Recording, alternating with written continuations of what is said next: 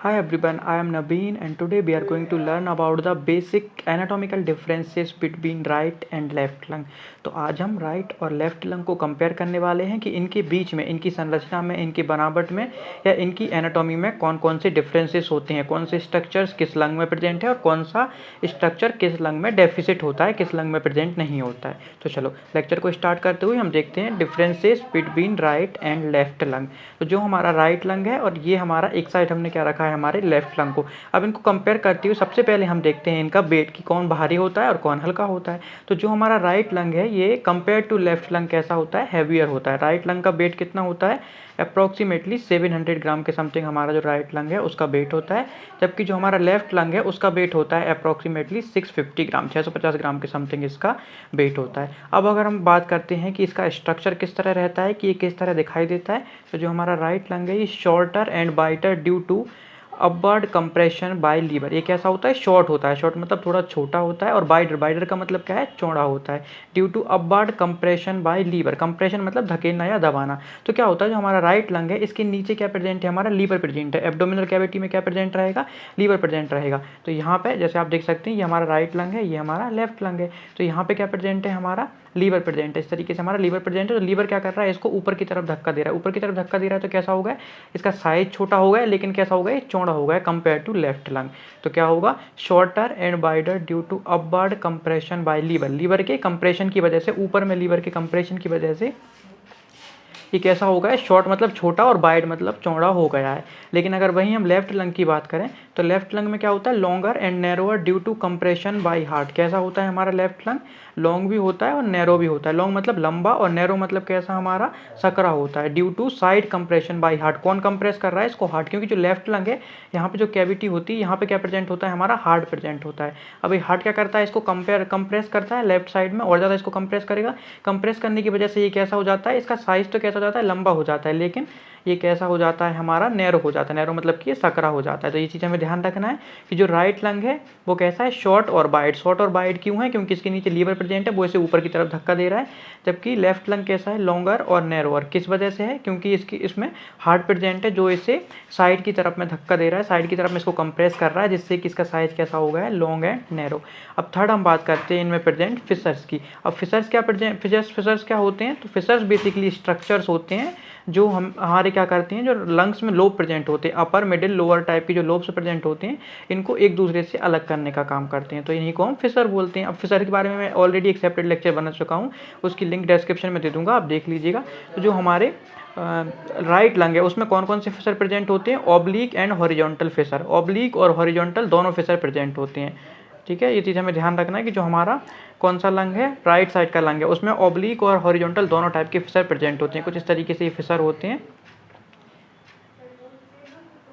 ये आपको दिखाई दे रहा होगा, ये एक इस तरीके से है और एक एक सीधा का सीधा यहाँ से जा रहा है। तो इस तरीके से यहाँ पे दोनों फिशर आपको दिखाई देंगे, ऑब्लिक फिशर और हॉरिजॉन्टल फिशर। इसमें दो फिशर होते हैं और इन्हीं दो फिशर की वजह से इसमें कितने लोब होते हैं, अपर मिडिल और लोअर, 3 लोब होते हैं।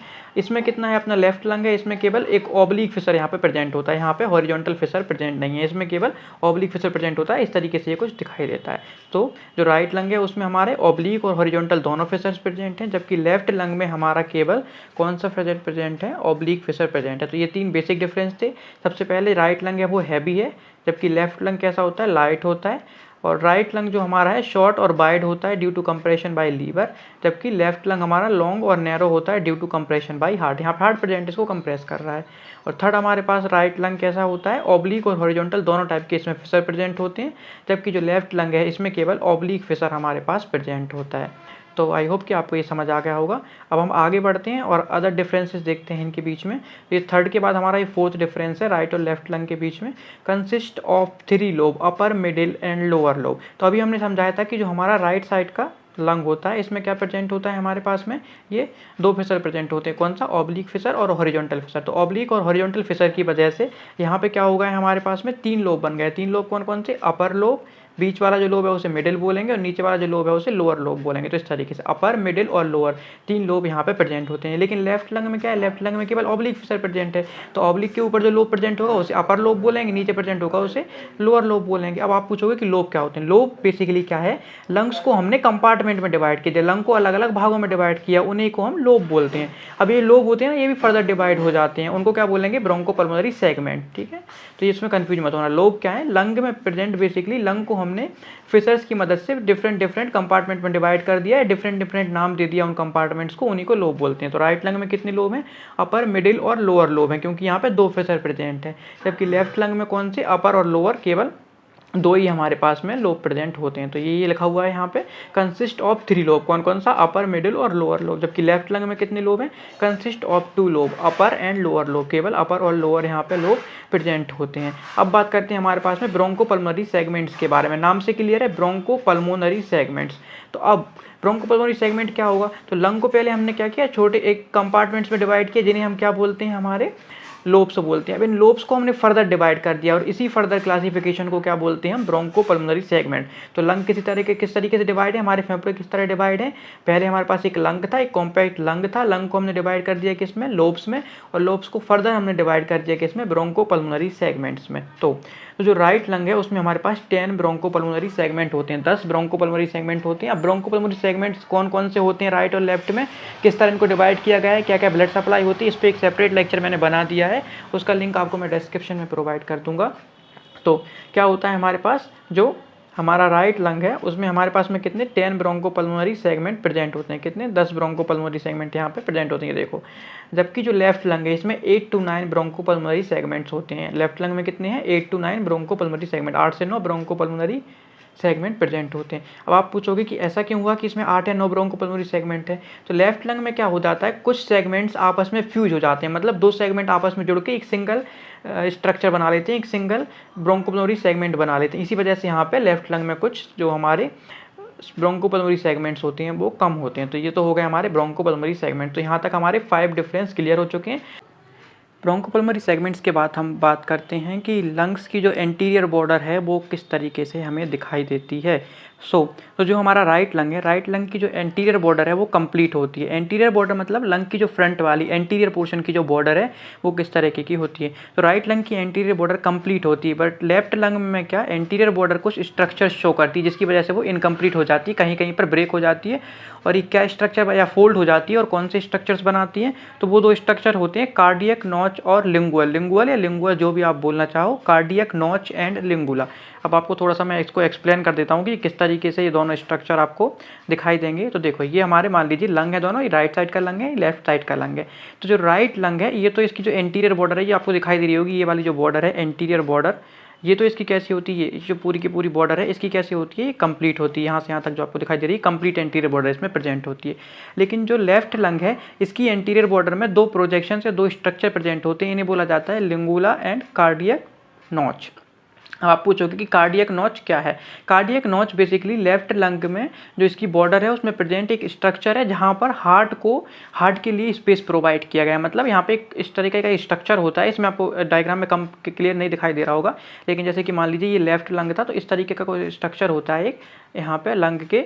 तो ये यहाँ पे क्या होता है, ये जो स्ट्रक्चर है यहाँ पे अपना हार्ट सिचुएटेड रहता है, हार्ट प्रेजेंट होता है, तो हार्ट की वजह से यहाँ पे ये स्पेस प्रोवाइड किया गया है। और लिंगुला क्या स्ट्रक्चर होता है, लिंगुला बेसिकली ऐसा स्ट्रक्चर है जो कि लेफ्ट लंग में ही प्रेजेंट होता है, एक टंग लाइक प्रोजेक्शन होता है। ये आपको ये जीभ जैसी स्ट्रक्चर दिखाई दे रहा है, ये वाला, इसको हम क्या बोलते हैं, लिंगुला बोलते हैं। तो ये कहाँ प्रेजेंट होता है, केवल लेफ्ट लंग में प्रेजेंट होता है, और इसी की वजह से लेफ्ट लंग में एक एक्स्ट्रा लोब बन जाता है, और एक्स्ट्रा ब्रोंकोपल्मोनरी सेगमेंट बोलते हैं, जिन्हें क्या बोलते हैं हम, लिंगुअल ब्रोंकोपल्मोनरी सेगमेंट्स। तो हमें इस चीज़ का ध्यान रखना है, क्या ध्यान रखना है हमें, कि जो हमारा लेफ्ट लंग है, राइट लंग है, उसकी एंटीरियर बॉर्डर कंप्लीट होती है, पूरी होती है उसकी एंटीरियर बॉर्डर।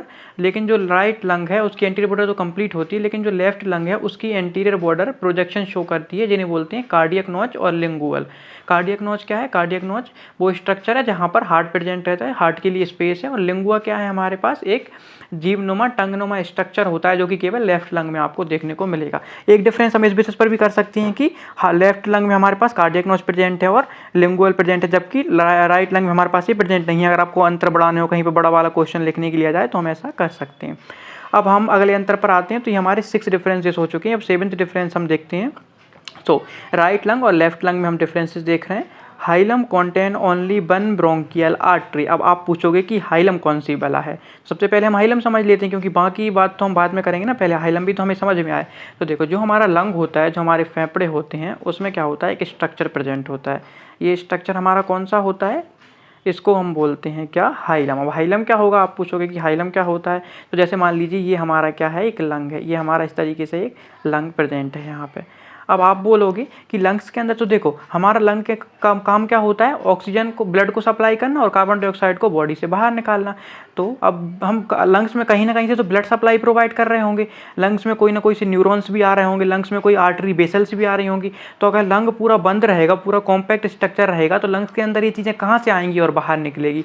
तो इसी परेशानी समस्या को दूर करने के लिए लंग का जो मीडियल सरफेस होता है, मिड वाला, बीच वाला जो सरफेस होता है, वहाँ पे एक ओपनिंग प्रेजेंट होती है, खाली स्पेस प्रेजेंट होता है। इसी खाली स्पेस को हम क्या बोलते हैं, हाइलम। क्या बोला जाता है इसे, हाइलम। तो हाइलम बेसिकली क्या है, हाइलम एक डिप्रेस्ड सरफेस है medial surface of the lung में, जहाँ से लंग के अंदर डिफरेंट स्ट्रक्चर एंटर करते हैं और आउट करते हैं। मतलब आर्टरी, बेसल्स, नर्व्स वगैरह लंग के अंदर जहाँ से जाती हैं और बाहर निकलती हैं, उस डिप्रेस्ड सरफेस को क्या बोला जाता है, हाइलम बोला जाता है। तो हाइलम क्या है, हाइलम ऐसा स्थान है जहाँ से लंग के अंदर कोई स्ट्रक्चर एंटर करेगा या कोई सी आर्टरी, बेसल या कोई अदर स्ट्रक्चर बाहर निकलेगा।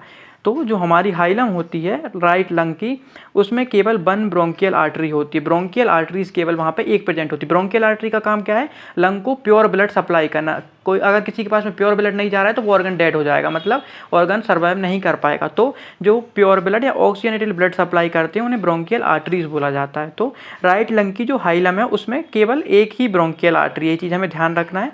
जबकि लेफ्ट लंग है उसमें दो ब्रोंकियल आर्टरीज हमारे पास प्रेजेंट होती हैं।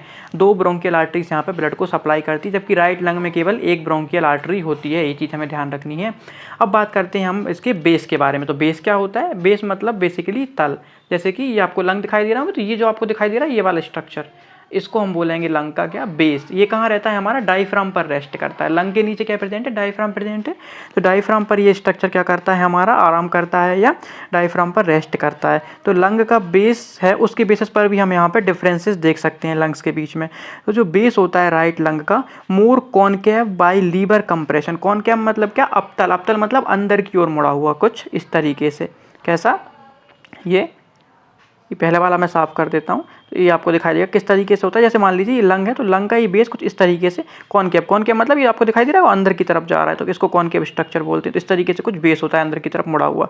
तो क्या होता है, यहाँ पे नीचे राइट साइड का जो लंग है, राइट लंग जो हमारा है, वहाँ पे नीचे क्या प्रेजेंट होता है, हमारा लीवर प्रेजेंट होता है। लीवर प्रेजेंट होता है तो लीवर क्या करता है, इसको ऊपर की तरफ कंप्रेस करता है। ऊपर की तरफ कंप्रेस करता है तो ये कॉनकेवनेस बढ़ जाती है, मतलब ये कुछ ज़्यादा कॉनकेव हो जाता है। जबकि लेफ्ट लंग के पास क्या है, लेफ्ट लंग के पास लीवर प्रेजेंट नहीं है। लीवर प्रेजेंट नहीं है तो क्या होगा, वहाँ पे कंप्रेशन भी नहीं होगा। अगर कंप्रेशन नहीं होगा तो लेफ्ट लंग का कैसा हो जाएगा, मोर हमारा कैसा हो जाएगा, लेस कॉनकेव होगा बेस। तो राइट लंग का जो बेस होता है वो कैसा होता है, ज़्यादा कॉनकेव होता है। जबकि लेफ्ट लंग का जो बेस होता है वो कैसा होता है, हमारा कम कॉनकेव होता है। ये चीज़ हमें क्या रखना है, ध्यान रखना है।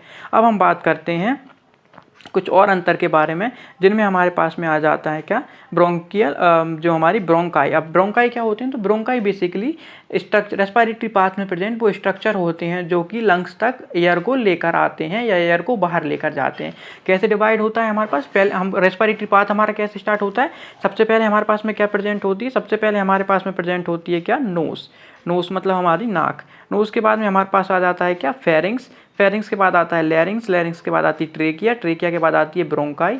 और ब्रोंकाई के बाद आती है क्या, bronchioles. Nose, pharynx, larynx, trachea, bronchi, bronchi और अल्टीमेटली क्या, ब्रोंकियोल के बाद एल्वियोलाई यहाँ से स्टार्ट हो जाती है। तो अब यही बताया गया है। ब्रोंकाई के बेसिस पर हम यहाँ पर डिफरेंस देख रहे हैं कि जो राइट लंग है उसकी हाइलम में क्या, 2 ब्रोंकाई प्रेजेंट होते हैं, 2 ब्रोंकाई प्रेजेंट होते हैं। कैसे, एक नहीं, केवल कैसे प्रेजेंट होते हैं, 2 ब्रोंकाई यहाँ पे प्रेजेंट होते हैं। एक होता है एपार्टेरियल और सेकंड होता है हाइपार्टेरियल। ठीक है, इनके नाम क्या है, एपी आर्टेरियल और हाइपार्टेरियल। कैसे हमने इसको डिफरेंस किया है, तो जो आर्टरी है ना, जो हमारी ब्रोंकियल आर्टरी है, ब्रोंकियल आर्टरी के ऊपर जो ब्रोंकाई प्रेजेंट होगा, जैसे मान लीजिए ये हमारी क्या है, यहाँ पे हम देखते हैं कि हमारे पास में ये हमारे पास में क्या है, ब्रोंकियल आर्टरी है। ये हमारी ब्रोंकियल आर्टरी थी। अब ब्रोंकियल आर्टरी के ऊपर जो ब्रोंकाई प्रेजेंट होगा और उसके हम क्या बोलेंगे, एपार्टीरियल ब्रोंकाई। क्या बोलेंगे, एपार्टीरियल ब्रोंकाई। और ब्रोंकियल आर्टरी के जो नीचे ब्रोंकाई प्रेजेंट होगा उसे हम क्या बोलेंगे, हाइपार्टीरियल ब्रोंकाई। ध्यान रखना है। तो राइट लंग में दो हमारे पास में ब्रोंकाई प्रेजेंट होते हैं, एपिआर्टेरियल और हाइपार्टेरियल, जबकि लेफ्ट लंग की जो हाइलम होती है उसमें केवल एक ब्रोंकस प्रेजेंट होता है, एक प्रिंसिपल ब्रोंकस जिसे हम बोलते हैं, एक ब्रोंकस यहाँ पे प्रेजेंट होता है। तो इस तरीके से हमने लंग्स के बीच में कुछ 10 के समथिंग ये अंतर होते हैं, हमारे एनाटॉमिकल डिफरेंसेस होते हैं हमारे लंग्स के, तो इनको हमने देख लिया है।